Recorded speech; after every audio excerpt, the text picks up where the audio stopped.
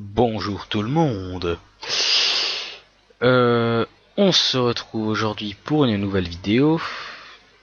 Non pas cette fois pour un gameplay, mais pour, comme c'est dit dans le titre, un tuto programmation. Par contre, j'ai dit ouais, un tuto programmation. Et donc ce sera pour programmer quoi? Un petit jeu. Donc c'est tout simple. Donc je vais vous montrer. Hop, c'est le nombre mystère.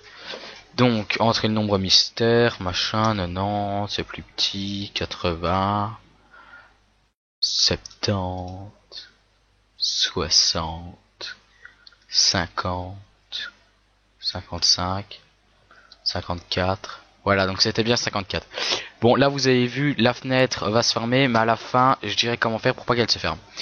Voilà, c'est un petit jeu tout simple, quoi. Mais c'est les débuts d'un long cycle de programmation. Et oui, mes amis, et oui. Voilà, donc on va commencer par les dents CodeBlock. Donc il vous faut ce logiciel. Je mettrai un lien pour l'installer, pour le télécharger. Donc vous le téléchargez, vous l'installez, et puis vous l'exécutez. Pour ceux qui ont vraiment trop la flemme de mettre directement le programme, de faire le code source et tout, qui veulent juste le jeu, je mettrai un lien de téléchargement dans la description.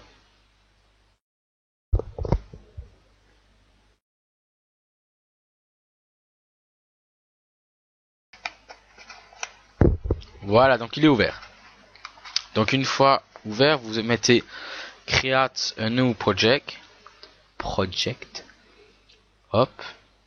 Vous faites console application. Next. Vous mettez C, c'est hyper important. Hein. Next. Project title, vous mettez le nom que vous voulez. Moi je vais mettre le nombre mystère. Vous pouvez mettre des espaces. Hein. Next. Vous cochez surtout bien ça. Create debug et create release configuration. Et là vous mettez bien GNUCC compiler. Normalement c'est déjà comme ça. Voilà, donc finish. Voilà, donc ensuite vous êtes ici. Donc vous voyez là où vous êtes. Donc là c'est comme ça. Vous faites double-clic sur source et puis double-clic sur main.c. Voilà, donc là vous êtes arrivé ici. Donc on va déjà expliquer vite fait ce que c'est ça. Donc c'est le code source de base. Donc si on l'exécute, rien de spécial. Voilà, hello world. Rien de très intéressant. Donc qu'est-ce que c'est ça? Ça, ce sont les bibliothèques. Donc c'est le compilateur qui sait ça. Et donc en gros c'est des bouts de code qui sont rentrés là-dedans et qui veulent qui vont aider le compilateur quoi. Donc ça vous laissez là.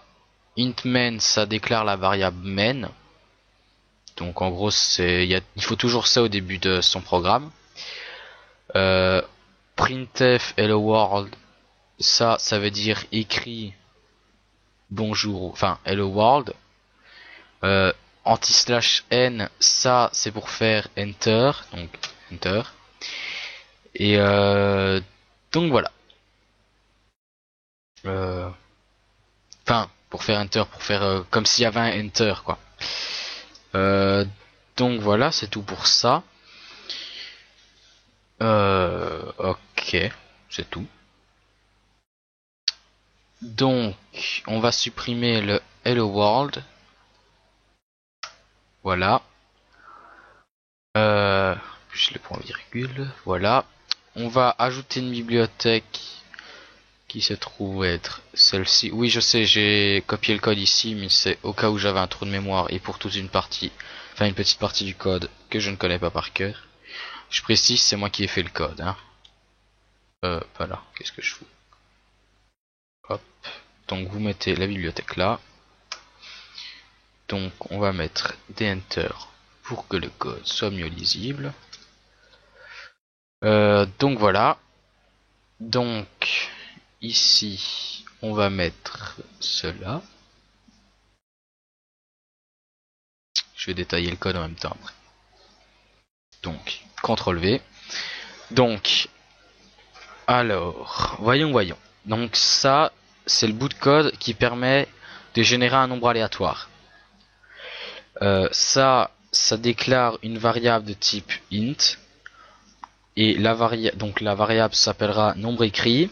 Et elle sera égale à 0. Le point virgule, ça veut dire qu'il exécute. Hein. Donc pareil, mais avec nombre mystère qui est toujours égal à 0. Ça veut dire que le nombre qui génère, il doit être compris entre 100 et 1. Donc, en fait, ça déclare une variable de type const in. Ça en déclare 2 carrément. Voilà. Donc, si je voudrais, je pourrais copier ce bout-là et remettre const in en dessous, mais ça, ce serait plus lourd. Donc, si je veux, je peux même faire ça pour bien vous montrer comment on fait. Hop, CTRL C, je supprime. Je mets une virgule et puis CTRL V. Et là, ça ira. Donc c'est juste pour faire moins de lignes. Mais moi je préfère quand c'est en dessous. Je trouve que c'est plus lisible. Int, CTRL V. Mais bon, c'est pour pas que votre code fasse 2 km de large. Donc voilà, donc nombre mystère est égal à ça. Donc ça, c'est le nombre mystère. Oui, donc ça décrit qu'est-ce qui va se passer. Le run, en fait, c'est ça qui fait réellement, qui génère réellement le nombre mystère. Donc voilà. Ensuite, on va ouvrir une accolade. Hop. Mais avant cette accolade, hop, on va marquer while entre parenthèses. Hop, entre parenthèses, nombre écrit n'est pas, donc point d'interrogation égal, donc ça veut dire n'est pas égal à nombre mystère.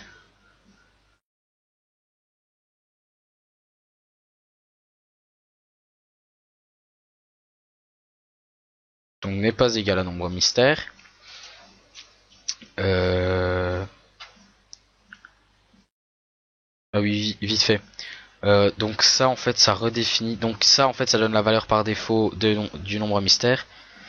Et ça renomme si on veut la valeur du nombre mystère. Donc là, si le nombre écrit n'est pas égal au nombre mystère, alors il va répéter tout ce qu'on va mettre là. Donc, ça va tourner en boucle tout ce qu'on va mettre là.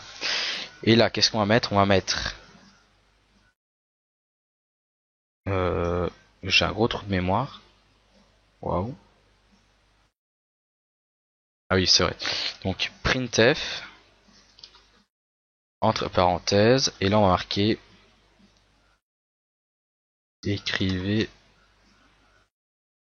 le nombre mystère.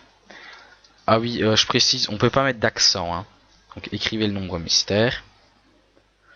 Donc ou vous mettez les points virgules maintenant, ou vous les mettrez après. Moi perso, je les mets après.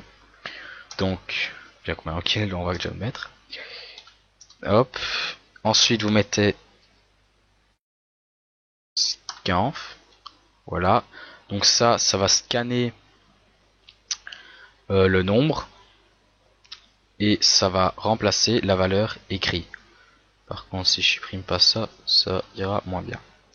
Et ça va remplacer la valeur de 0 du nombre écrit par le nombre qu'on aura écrit. Donc scanf, pourcentage D. Donc ça c'est décrit le type du truc.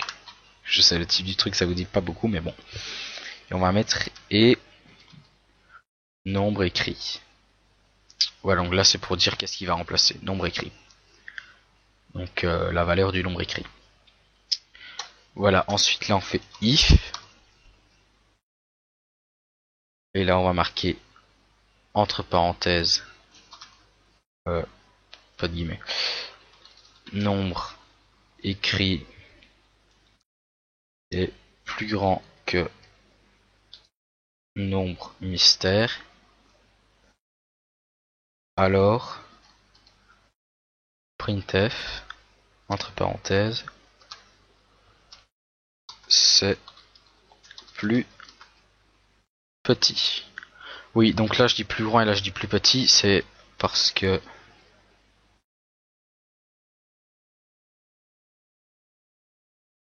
Donc oui, pardon. Mais je regardais parce que là, on met 2 points et un espace. Hein. Donc à printf, écrivez le nombre mystère. Donc, si... Je perds mes mots. Donc, vu que là, le nombre écrit... Imaginons le nombre écrit, on écrit genre 20, alors que le nombre mystère, c'est 10. Du coup, le nombre mystère est plus petit que le nombre écrit. C'est tout con. Mais bon, au cas où vous ne l'aviez pas compris.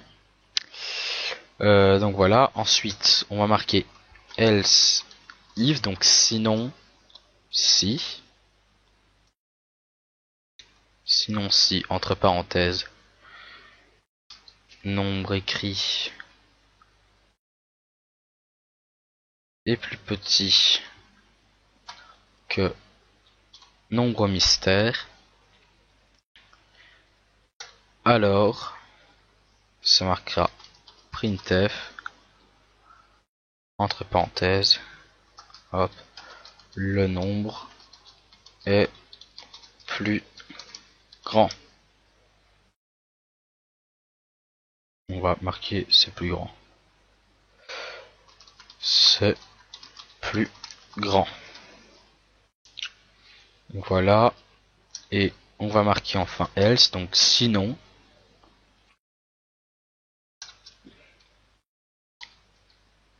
Printf, entre parenthèses, le bravo, le nombre mystère, oups, mystère est bien. Là on va marquer espace, pourcentage des anti-slash n, donc anti-slash n c'est pour les enter, quand on met beaucoup parce qu'après c'est pas très, il marque 2 lignes, mais on s'en fout des 2 lignes, c'est pas très beau du coup. On va le mettre pour qu'il l'écrive bien en dessous. Et après la virgule, on va marquer virgule, nombre mystère. Donc voilà, donc bravo, le nombre mystère est bien. Et puis la valeur du nombre mystère. Donc si le nombre mystère c'est 20, ça fera bravo, le nombre mystère est bien, espace 20. Donc voilà, c'est déjà tout pour le code. Si je ne me trompe pas. Hop, hop, hop, hop. Ok, maintenant il faut quand même mettre les points virgules. Donc on met point virgule après tous les printf. Après le scanf.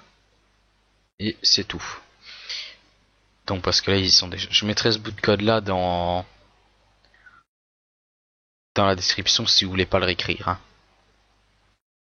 Bien que c'est pas très difficile à écrire, mais bon.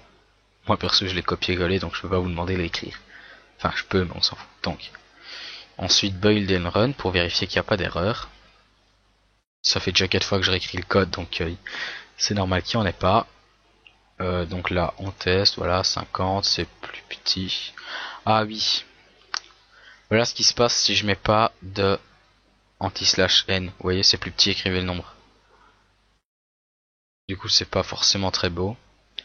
Du coup nous on va changer ça. Et à la fin de ça on va mettre donc avant la guillemets anti-slash n. On va faire ça pour les deux. Anti-slash n. Et on refait build and run. Toujours pas d'erreur, ce qui est normal. On va marquer 50 par exemple. Hein. C'est plus grand. 60. 70. 80. 75.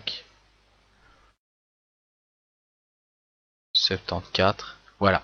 Bravo, le nombre mystère est bien 74. Parce que s'il y a des erreurs, il vous le mettra pas. Donc on n'appuiera pas là-dessus. Hop.